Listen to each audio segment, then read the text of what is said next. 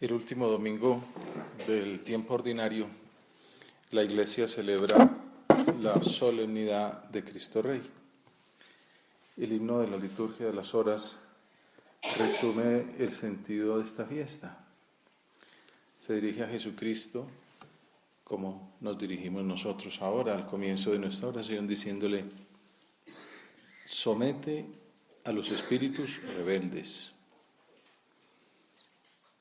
el primero de los cuales somos nosotros mismos, y haz que encuentren el rumbo los perdidos y que se congreguen en un solo aprisco. Para eso, para someter a los espíritus rebeldes, para mostrar el rumbo a los perdidos, para congregar a las ovejas en un solo rebaño, para eso pendes de una cruz sangrienta y abres en ella tus divinos brazos.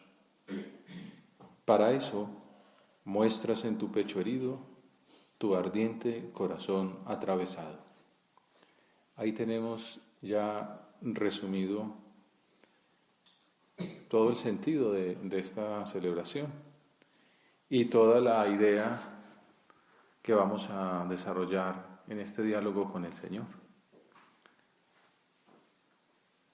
Habla del objetivo, habla de la cruz, habla del pecho herido y del ardiente corazón atravesado. Con lo cual vemos que está íntimamente relacionada esta fiesta del reinado de Jesús con la devoción al Sagrado Corazón. Ese es el origen de la liturgia de hoy. Y uno se puede preguntar, ¿por qué celebrar el reinado de Cristo? Y de hecho han surgido contradictores.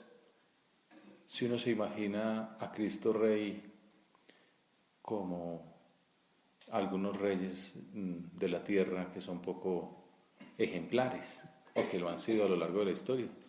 También hay reyes santos, pero poquitos. Pero bueno, sí, como un rey que es opresor, que es un tirano, o simplemente confundir a Dios, a Jesucristo, con una bandería humana, con un poder político, con una servidumbre, con una esclavitud, con impuestos, como que no tiene nada que ver una cosa con la otra. Y tiene razón quien se opone a ver a Cristo de esa forma. Vamos a preguntarle al Señor, ¿qué quiere decir ese reinado? Ya lo hemos visto un poco en ese himno inicial y vamos a desarrollarlo de acuerdo con lo que la liturgia nos indica. De entrada, en la teología propiamente, se ven como dos vertientes de entender ese reinado. Una, como ese reinado social, por decirlo de alguna manera, que es la potestad universal de Jesús sobre cielo y tierra, sobre todo el cosmos, sobre todas las criaturas y sobre todos los hombres también. Pero la otra manera de verlo, no contradictoria, sino complementaria, además de esa manera social, es la espiritual, en la cual vemos a Jesús como buen pastor. Y es ese significado del reinado de la caridad, del reinado de la misericordia. Por eso el himno habla de, por eso pendes de una cruz sangrienta y abres en ella tus divinos brazos para que se congreguen en un solo aprisco. Ese buen pastor que da su vida en la cruz. Para eso muestras en tu pecho herido tu ardiente corazón atravesado. Entonces viene esa pregunta, si no será una celebración anacrónica hablar de Cristo Rey en el siglo XXI, en el esplendor de las democracias. Y uno diría que sí, es anacrónico si uno lo entiende como veíamos una tiranía monárquica, una festividad con ribetes políticos. Pero no, si lo vemos como una renovación liberadora, como la reconciliación de Dios y los hombres. Vamos a mirar qué nos dice la Biblia, los textos que selecciona la Iglesia en su liturgia, para profundizar en las facetas que Dios quiere que meditemos y que nos pueden dar luces para nuestra propia vida de siervos de ese Rey. En el Antiguo Testamento las monarquías existían, los reyes existían en Egipto, en esas comunidades alrededor de las cuales vivían los judíos. Tanto que llega un momento en que le dicen a Dios, pues al profeta, que ellos quieren tener un rey, como todos los demás pueblos. El profeta se siente maltratado, porque en el fondo es decir que su liderazgo no ha servido, y Dios le dice que tranquilo, que el problema no es con el profeta, sino con el mismo Dios. También vas a ver que ya se arrepentirán, entonces eligen al primer rey, que es Saúl. Termina suicidándose. Pero Dios, en su designio de misericordia, ya prevé ese sucesor y hace que Natán, el profeta, vaya y busque en aquella familia de campesinos a su elegido. Como recordamos, le presentan a todos aquellos hombres uno por uno, empezando por el mayor, el más fuerte, el más apuesto, mostrando ahí cada vez el más chiquito, hasta que se acaban todos y no ninguno de esos vale. Una especie de primer reality de la historia. Y entonces, pues cuando Natán dice, entonces esto se acabó, ¿qué? Me equivoqué de dirección. Y entonces pregunta, ¿y no hay nadie más? Y entonces pues está el langaruto allá, el chiquito, ¿no? David, que pues no contaban con él ni para que lo viera el profeta. Y efectivamente ese es el elegido y lo unge con el óleo. Más adelante, y es lo que vemos eso es lo que he contado en el primer libro de Samuel, y entonces en el segundo aparece cuando todas las tribus de Israel se presentaron ante David en Hebrón. Ya lo conocían, lo habían visto gobernar al lado de Saúl, y le dijeron, somos hueso tuyo y carne tuya, somos hermanos. Desde hace tiempo, cuando Saúl reinaba sobre nosotros, eras tú el que dirigía las salidas y entradas de Israel. Los ancianos de Israel vinieron a ver al rey en Hebrón. El rey hizo una alianza con ellos en presencia del Señor y ellos le ungieron como rey de Israel. Es la unión de los reinos del norte y del sur. Cuando Joseph Ratzinger, Papa Benedicto, comenta este pasaje sobre la unción de David como rey de Israel, lo hace en el contexto del nacimiento de Jesús.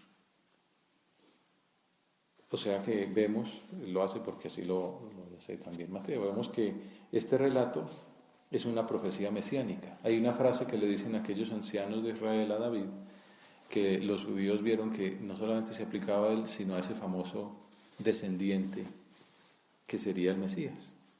El Señor te ha dicho, tú pastorearás a mi pueblo Israel, tú serás el jefe de Israel. Mateo, entre las citas que pergeña para mostrar que Cristo es el Mesías, inserta este pasaje del segundo libro de Samuel para enseñar que Jesús es ese nuevo David, el humilde pastor elegido como rey. Porque Dios, es la conclusión del pasaje de la vocación de David, no se fija en las apariencias, sino que mira el corazón. Y entonces ya esa es una de esas primeras perspectivas desde las cuales hemos de entender el reinado. En la tierra el rey se entiende como la cumbre, la persona más importante, el objeto de las atenciones, de las reverencias, hasta de la adoración en algunos pueblos paganos. Cristo nos muestra que su reinado es distinto. Su reinado es de humilde pastor, de pobre, de servidor. Y por eso ya desde el Antiguo Testamento aparece esa unión entre rey y pastor. entendiendo pastor como un trabajo abnegado, sacrificado. Por eso los primeros que se enteran de la Navidad son unos pastores, porque están trabajando a medianoche. La vida de Cristo muestra que su reinado no es de este mundo, como insistió muchas veces ante los discípulos y ante las autoridades romanas y judías, que el reino de Cristo no se conquista con el poder político, económico, con la fuerza. Y nos vas dando, Señor, las primeras pinceladas. El triunfo humano, el éxito, la palabra, en estos días le dije que una empresa que tiene ese nombre pues le va muy bien, porque como que hay una tendencia, un deseo de todos de alcanzar ese éxito, pero el éxito no es una chequera llena de dinero, no es un reconocimiento humano, el éxito va por otro camino y es lo que queremos aprender de él. La peculiaridad en la que conviene detenerse para comprender qué se quiere decir al hablar de Cristo Rey y cuáles son las consecuencias de esa denominación. Y entonces llama la atención que el Evangelio de semejante solemnidad de Cristo Rey no sea, al menos hoy, el juicio universal, ni sea las aclamaciones populares, como después de las grandes predicaciones o milagros. Vamos a ver a Cristo Rey, pues todo el pueblo lo alababa como rey, lo querían consagrar como rey.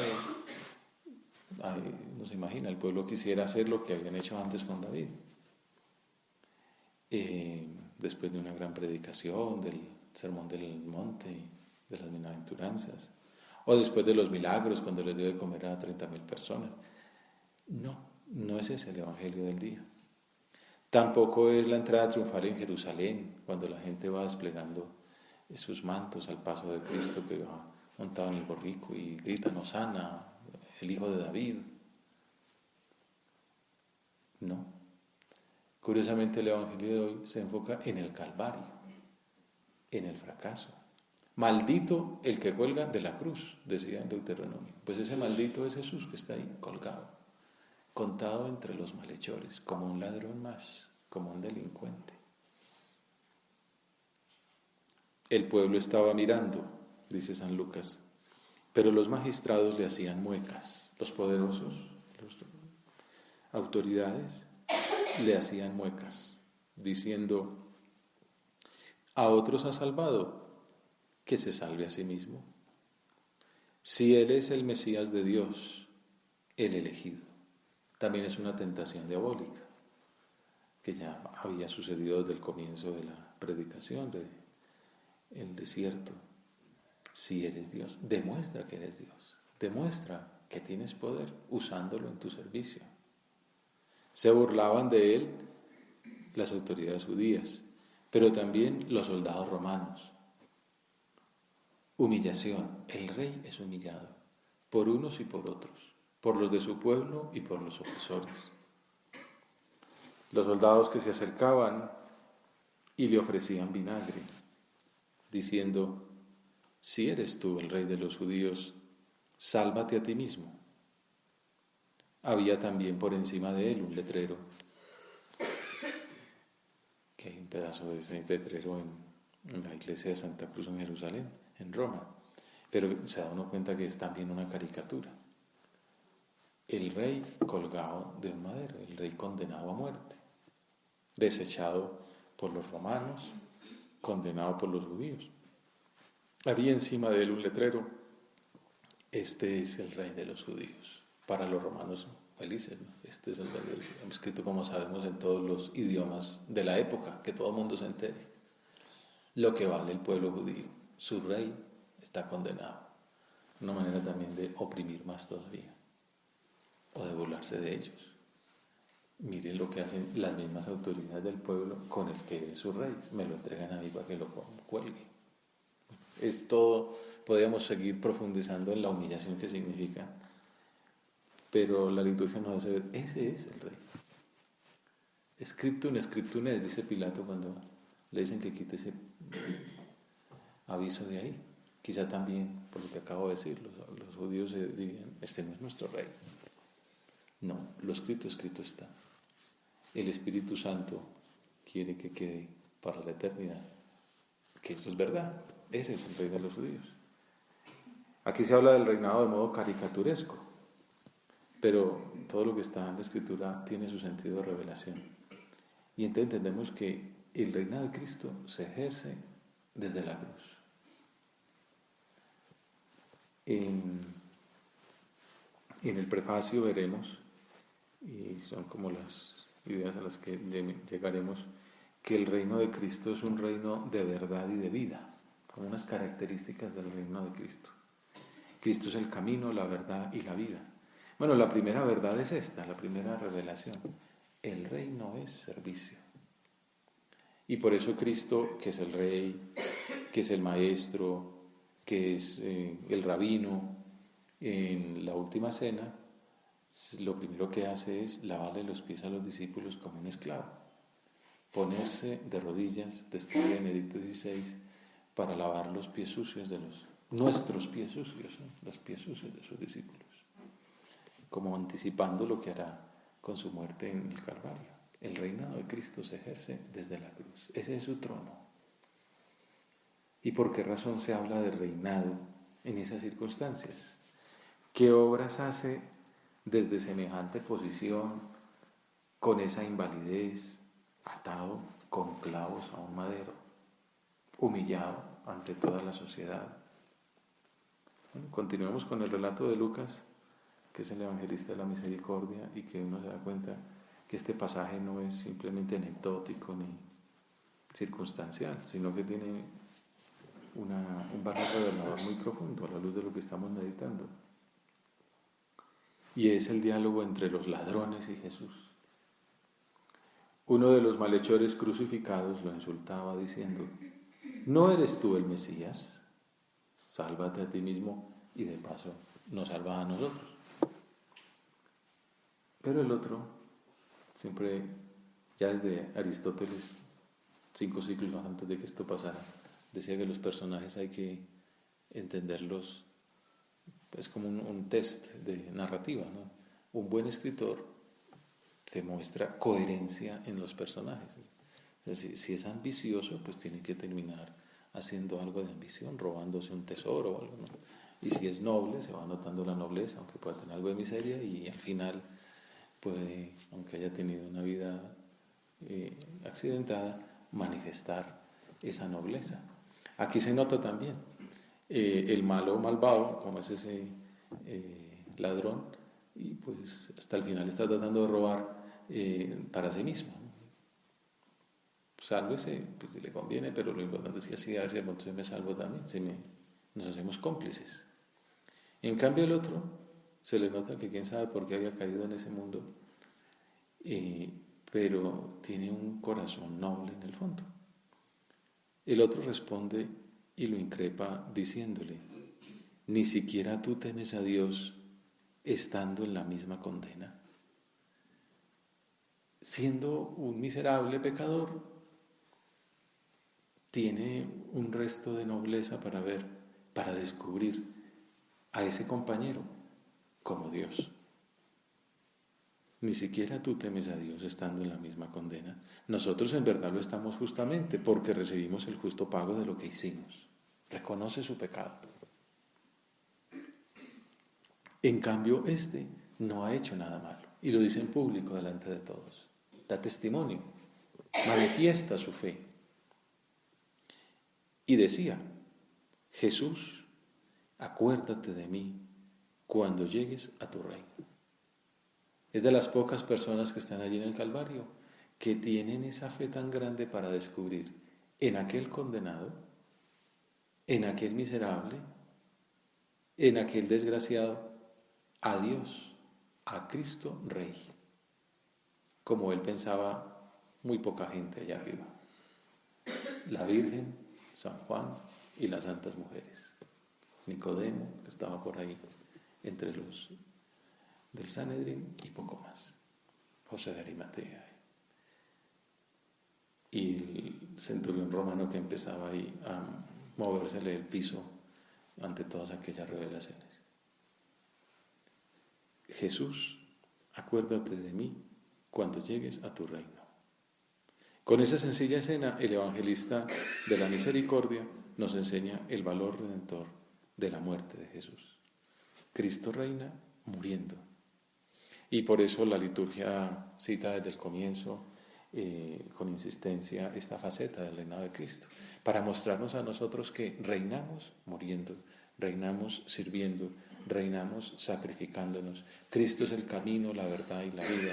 Y entonces el camino es este: tomar sobre nosotros la cruz de cada día. La cruz del trabajo, la cruz de la fraternidad, la cruz de la amistad, trabajar cansados, servir. Y entonces la antífona de entrada de la misa dice en el Apocalipsis 5:12: digno es el Cordero degollado. ¿Quién es ese el rey? El Cordero degollado. El Apocalipsis lo muestra con esa paradoja, pero que es el Cordero vivo, porque está resucitado, pero que tiene esa cicatriz. San Juan presenta la paradoja del triunfo del Cordero a pesar de su degüello, para remarcar la importancia de su sufrimiento liberador del pecado. Digno es el Cordero degollado de recibir el poder, la riqueza, la sabiduría, la fuerza y el honor.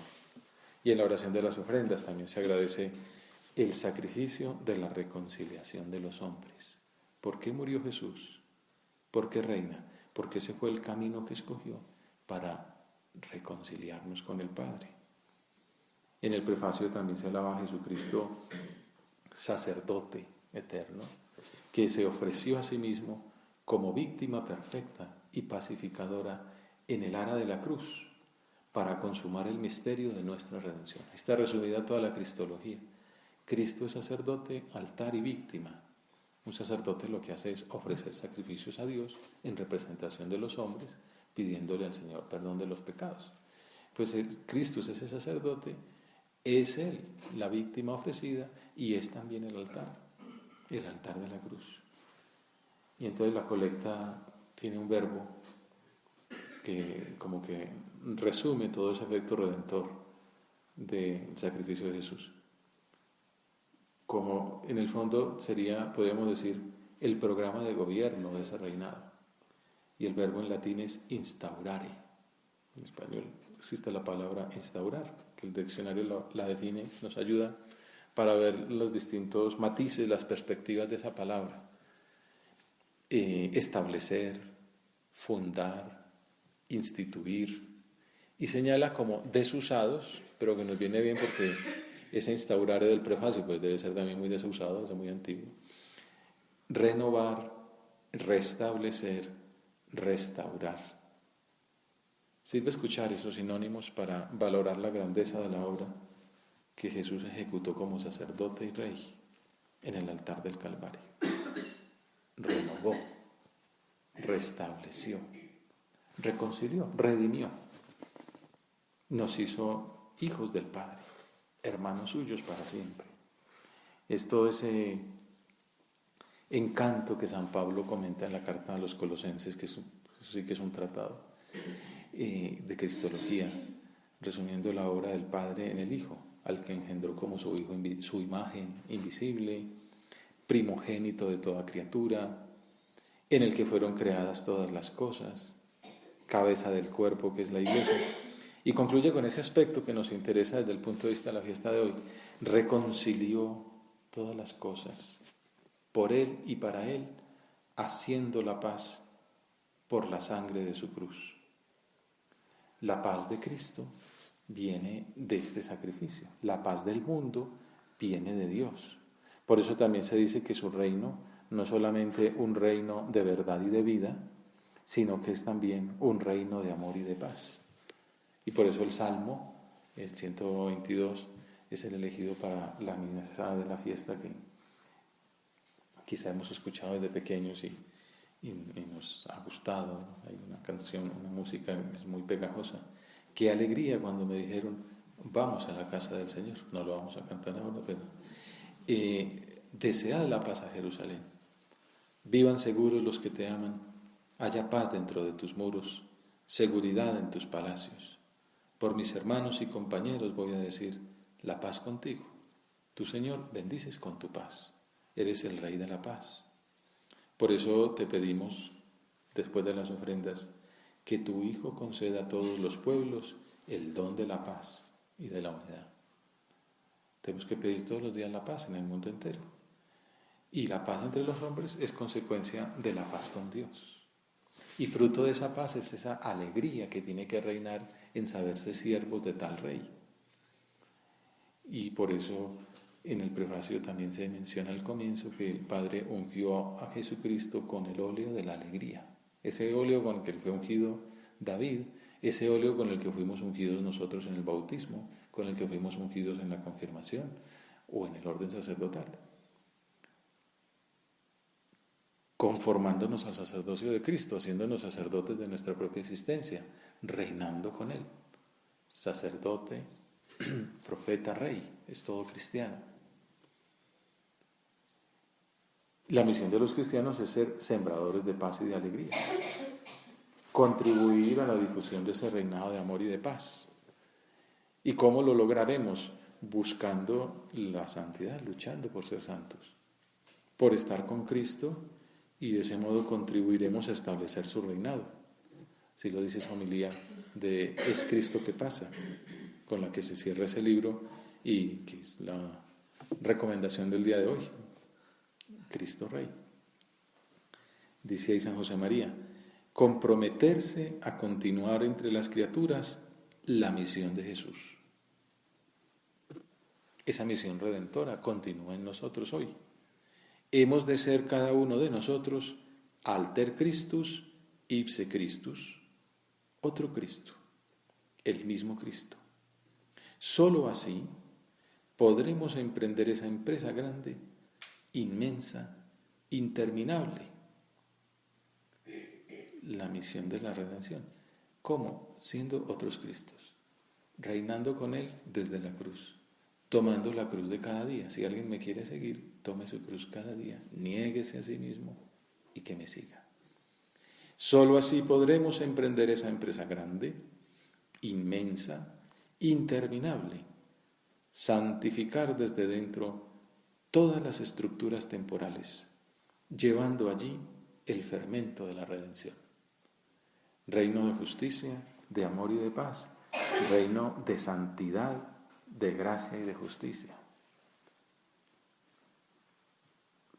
Orígenes, en la lectura de la liturgia de las horas de este día, enseñaba precisamente esto, la importancia de la unión con Cristo, de la identificación con Él. Si queremos que Dios reine en nosotros, es la clave de ese reinado universal. En primer lugar, tiene que reinar en mí. Procuremos que de ningún modo continúe el pecado reinando en nuestro cuerpo mortal. Antes bien, mortifiquemos las pasiones de nuestro hombre terrenal y fructifiquemos por el Espíritu. De este modo, Dios se paseará por nuestro interior, está como el origen de Santa Teresa, como por un paraíso espiritual, como por un castillo, y reinará en nosotros Él solo con su Cristo. Este es el sentido último del reinado de Cristo, que reine en mí. Se nos acabó el tiempo y la liturgia es mucho más rica y da otras pistas, pero terminemos así para celebrar la misa. El atajo para ser buenos siervos de tan gran rey, para dejarle reinar en nuestra alma, es acudir a la Virgen, Reina y Madre. María, así termina esa homilía, la Madre Santa de nuestro Rey, la Reina de nuestro corazón, como regulatorias para este día, como santos y señas. Madre Santa de nuestro Rey, Reina de nuestro corazón, cuida de nosotros como solo ella sabe hacerlo. Madre compasiva, trono de la gracia, te pedimos que sepamos componer en nuestra vida y en la vida de los que nos rodean, verso a verso, el poema sencillo de la caridad como un río de paz, porque tú eres mar de inagotable misericordia.